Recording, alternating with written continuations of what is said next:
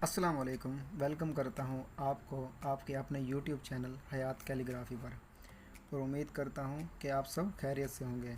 आज की इस ख़ास वीडियो में ख़त नस्तालिक सिखाने जा रहा हूँ, तो चलते हैं आज के सबक की जानिब। पहले हम लिखते हैं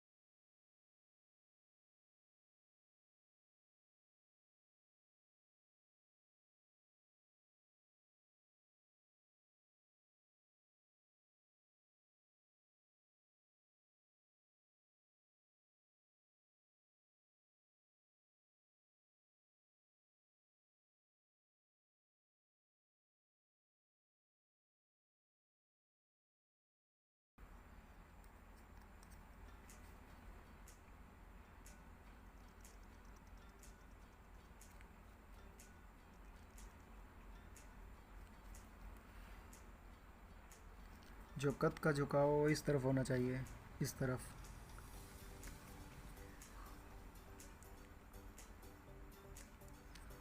ये 3 कत का होना चाहिए, एक कत ये, एक ये और एक का नुक्ता। ऐसे ही एक कत इस तरफ, एक कत इस तरफ, और ये तकरीबन 3 कत की इधर होनी चाहिए। और दूसरा जीम अब लिखेंगे। चूँकि इसमें गुलाई थी, इसमें सिर्फ ये नोक रखनी है और इसको लेके आएंगे सेम वैसे ही जैसे हम पहले जीम में लेकर आए थे।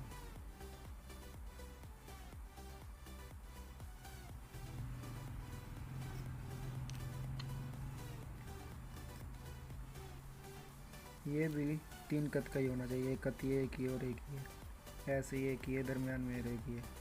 और इसमें एक और बात का आपने खास ख्याल रखना है कि ये अगर इसको ऐसे गुलाई करके बना दें तो ये मुर्गी के अंडे की शेप में आ जाएगा। अब लिखेंगे हम दाल। दोस्तों, दाल में ये नोक रखने के बाद ये कत पूरा होगा। इधर रखने के बाद ऐसे इसको थोड़ा घुमाना है और इधर ले आके इसको छोड़ देना है। और अब इसकी थोड़ी सी यहाँ पर गुलाई होगी और फिर इसको लिख देंगे हम। ये बन गया दाल। तो स्टूडेंट्स, आप भी मेरे साथ इन अल्फाज की प्रैक्टिस करें।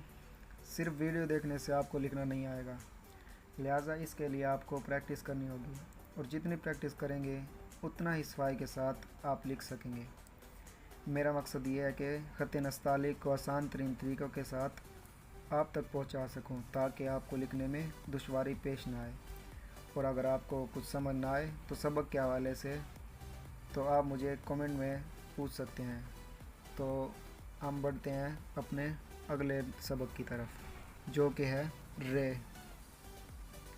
दोस्तों जैसे हम अलिफ लिखते थे, अलिफ में तो ये कत ऐसे ही रखना होता था तिरछा, लेकिन रे में हम रखेंगे थोड़ा सा और कम करके। तो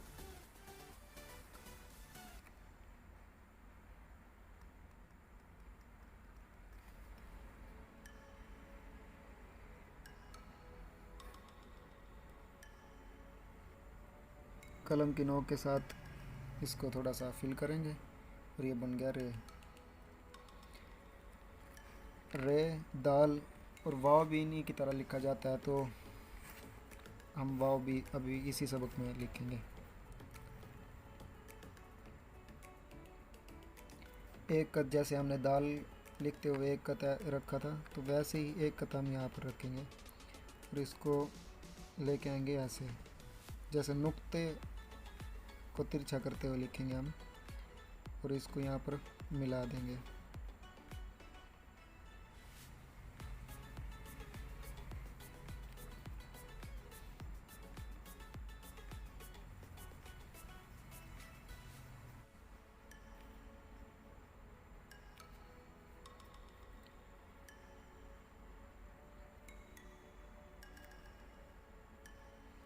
तो ये हो गया वाव। दोस्तों आप जितनी प्रैक्टिस करेंगे उतनी सफाई के साथ आप लिख सकेंगे। दोस्तों आपको जितनी आसानी से ये लिख सकते हैं आप उतनी आसानी के साथ लिखें। ये पेज मैंने बिल्कुल सादा पेज लिया है रजिस्टर से, और बिल्कुल ये इंक जो है, ये इंक, ये डॉलर की जो इंक आम दुकानों पे मिलती है, हर जगह अवेलेबल है। और ये कलम ही मैंने खुद बनाया, इस पर भी एक वीडियो इंशाल्लाह मैं आगे बनाऊंगा। तो जितनी आसानी हो सके, आपने ये नहीं सोचना कि मेरे पास कलम नहीं है, इंक नहीं है और अच्छे क्वालिटी का पेपर नहीं है, तो आप कुछ भी ले सकते हैं। कुछ आम रजिस्टर जो आप लेते हैं उससे एक सफ़ा निकाल कर और यहाँ पर प्रैक्टिस कर सकते हैं। और आप अगर जितनी प्रैक्टिस करेंगे उतनी आपके हाथ में सफाई आएगी और आप मेरे से भी अच्छा लिख सकेंगे। तो दोस्तों आज के जो सबक नंबर 1 था, पार्ट नंबर 1, ये हुआ मुकम्मल। और दोस्तों आपको नुक्ते अक्सर ऐसे लगाते हैं, ऐसे ये जो हो गया, ये नुक्ते इतने खूबसूरत नहीं लगते। इसको आप थोड़ा सा तिरछा रखें ऐसे और थोड़ा सा गुलाई में लेके आएंगे तो ये नुक्ता, तो ये एक कद का होना चाहिए, ये मोटाई और इसकी भी इधर से। अक्सर ऐसे लिख देते हैं तो ये एक कद से ज़्यादा हो जाता है और ये भी। तो अगर आप ऐसे करके लिखेंगे, ये एक कद प्लस का निशान बनाते हो और यहाँ पर ये लगाएं और ऐसे, ये बन गया नुक्ता। तो दोस्तों अगर आपको मेरा आज का ये सबक पसंद आया हो तो इस वीडियो को लाइक करें, कमेंट करें और इस चैनल को सब्सक्राइब करें। दोस्तों ये आपका अपना चैनल है, आप जितना मेरे साथ कोऑपरेट करेंगे उतना ही अच्छा मैं लिख पाऊँगा। और प्रैक्टिस करते रहिएगा और आप दीजिएगा मुझे इजाज़त। अगले पार्ट में मिलते हैं, तब तक अपना, अपने प्यारों का और अपने आसपास के लोगों का खूब ख्याल रखिएगा। अल्लाह ताला आपका हामी नासिर हो। पाकिस्तान जिंदाबाद। अल्लाह हाफिज़।